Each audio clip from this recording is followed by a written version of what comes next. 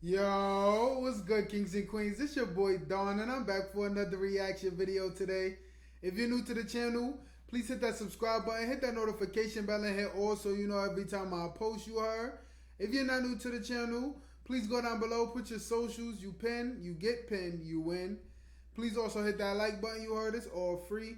Thank y'all for popping out to the video. As y'all can see by the title, this is the 9 most expensive storage units you'll find. Like the most expensive of all time so far up to this point. They got mad different like storage unit shows. I've watched a couple episodes.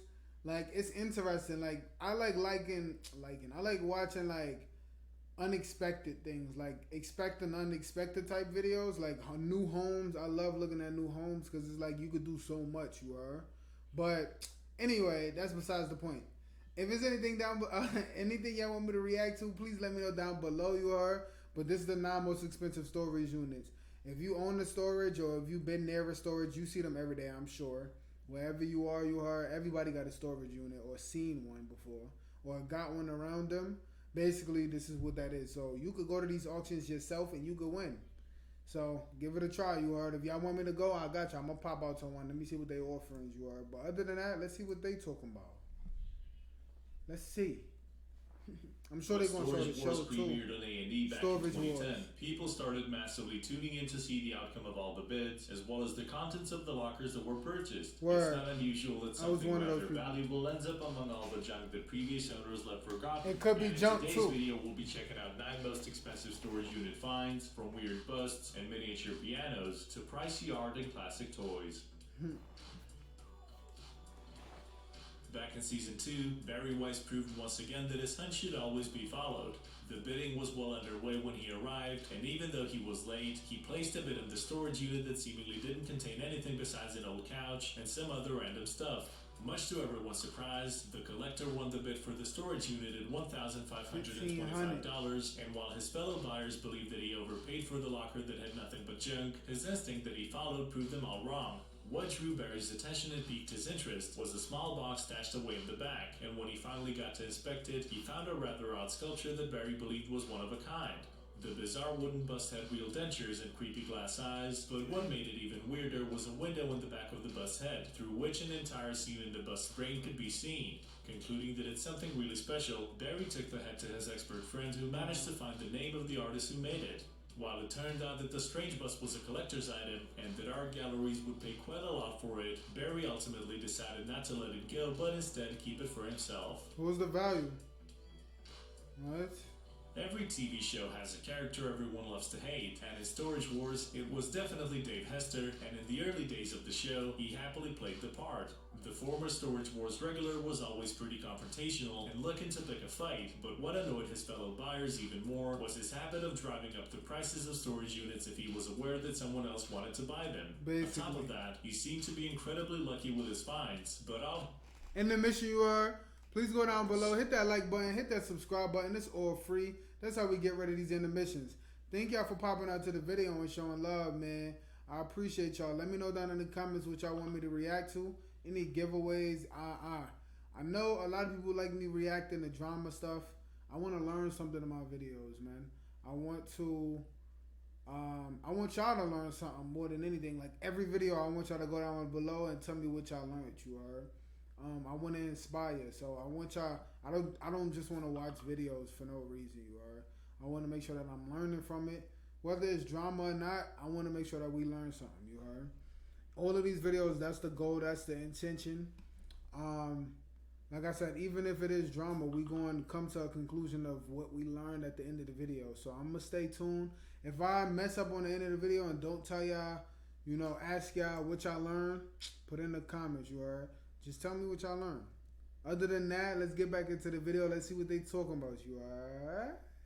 What y'all talk about, Mr. Storage? On top of that, he seemed to be incredibly lucky with his finds, but all his character traits aside, he did pretty well for himself during the time he spent on the show. One of his biggest finds goes all the way back to the episode titled The Old Spanish Standoff from the first season, when the buyers were bidding for a storage unit filled with newspapers. As the bidding went on, Daryl, Barry, and Dave were the last ones left, with Daryl being the first to drop out. When Dave offered $750 for the unit, Barry decided to drop out as well, explaining that he couldn't get close enough to the newspapers to check them out, see what they look like, and figure out whether or not they're worth anything. Basically. When the Storage Wars baddie opened his locker, he concluded that he paid a lot of money for wrapping paper, so these better be worth something. Luckily for him, as soon as he began inspecting the newspapers, he found an issue of Memphis Press from August 16, 1977, the day Elvis Presley died. Moreover, all the newspapers were from the same day and were limited editions, which made the $750 unit a goldmine, as all the papers featured the face of the king of rock and roll. It's crazy. In the second season's episode Buyers in the Storm, Dave Hester's manipulation clearly showed why his fellow buyers hate him so much. Before the auction began, the bidders got a glimpse into the storage unit filled with seemingly broken vending machines. Sometimes they're worthless, sometimes they're valuable. It's just a coin flip, on these things. Still, Hester managed to spot the newer ones in the back, and while everybody was discussing them, he did his best to discourage them by saying that the machines are worthless more often than not, and that to him they look like scrap metal, while in his confessional he revealed that nobody realized that they were standing in front of a gold mine. Looks like scrap metal to me. In any case, thanks to his tactics, Dave snatched the storage unit for just over $1,300, and when he finally entered the unit, he concluded that there was a small fortune in there, in both used and new vending machines alike. My boy is not playing. In Season 5 episode titled Zen Master of the Universe, Daryl Sheets and his son Brandon bought the locker that turned out to be the best one of the entire season. In yet another risky move that turned out to be lucrative for the gambler, he and his son stumbled upon a whole lot of rare and collectible goods in the storage unit, with the collection being so big that he himself called it the Holy Grail of toys. There was a box full of rare Spawn toys in mint condition as they haven't been unpacked, a crazy amount of G.I. Joes, Frankenstein collectible dolls, and super expensive McFarlane's King Kong. However, that was just the beginning, as there were tons and tons of boxes stacked in the storage unit containing Spider-Man, James Bond, Batman, and X-Men toys, along with some brand new wrestling figures and Hot Wheels. The icing on the cake made of a whole host of other collectibles was definitely a massive collection of comic books, as there was roughly 3,000 of them well preserved. The locker was a gift that kept on giving, and even though Daryl only roughly valued all the items to a total of $90,000, there were certainly some super rare and highly sought after collectibles hidden inside that only upped the total value. Nice. There's no denying that there's a lot going on behind the scenes on the shows like Storage Wars, but nobody would have ever expected that the biggest and the most valuable find would happen when the cameras were not rolling. Back in 2011, Dan and Laura Dodson, the hosts of Storage Wars, revealed in an interview that they had auctioned off a pair of storage units for less than $2,000 to a customer who had decided to remain anonymous. Upon inspecting the lockers, the lucky customer found a hoard of real pirate treasure stashed aside, from Spanish gold pieces of 8 to gold doubloons dating from the 16th century. Reportedly, the box was so heavy that 3 people had to join efforts to haul it out of the storage unit. When the cash was appraised, it was said to be valued at just over $500,000, and considering that the buyer was a newbie, the decision to remain anonymous was probably a good one since they had outdone all the Storage War regulars. Right. It's crazy. Known as the Collector, Barry Weiss has been the staple of the show when it premiered.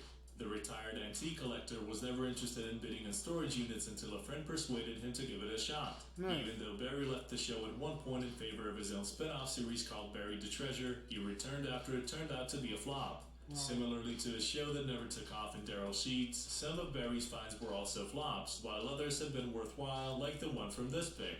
Back in the 4th episode of the first season, inexperienced Barry won the bidding on the storage unit filled with salon supplies at $275. He had a hunch and was eager to see if it was right, so he took a dive inside the locker head first. Barry started removing items from the locker on his own, tossing and breaking merchandise in the process, and initially it seemed that it will be a bust, and he himself said that it looks like a disaster. However, after going through all the mess for some time, he stumbled across a cardboard box among all the hair salon paraphernalia. After cutting the bubble wrap, it turned out that his winning bid paid off quite a lot, as surprisingly, he found a model grand piano stashed inside. Realizing that it's something valuable, he decided to take the piano to a friend of his who was an expert in these things to find out how much it's worth. The expert was quite curious to see it, and after inspecting it concluded that it's a ridiculously valuable 1928 Marshall & Wendell miniature salesman piano sample with detailing and wood being an exact replica of the grand piano. Not a bad haul of a rookie bidder. And it turns out it had a $12,000 baby grand piano in it, so I think I'm going to trust this gut a little more often. Yeah. Voila, there it is. 12 G's up. Considering that Storage Wars is all about items that may or may not be of value, the last thing you would expect to be found stashed in the storage unit is actual money. However, that's exactly what happened during one anonymous sale. At one point, a woman approached him and explained that her husband had bought a storage unit for $500 from him and found a safe inside. The safe was taken to a locksmith, and once they opened it, they found $7.5 million stashed inside. However, this obviously raised some red flags, and soon enough they were approached by an attorney who told them that the original owners were offering $600,000 in a...